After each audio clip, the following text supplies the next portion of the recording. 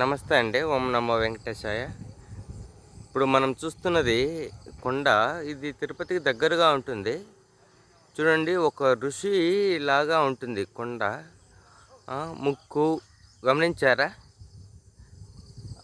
పెదాలు, గడ్డము, ఆ ఆ కన్నులుండే ప్రదేశము, పైన తల అంతా చూడండి ఎంత బాగా అద్భుతంగా ఉంటుందో.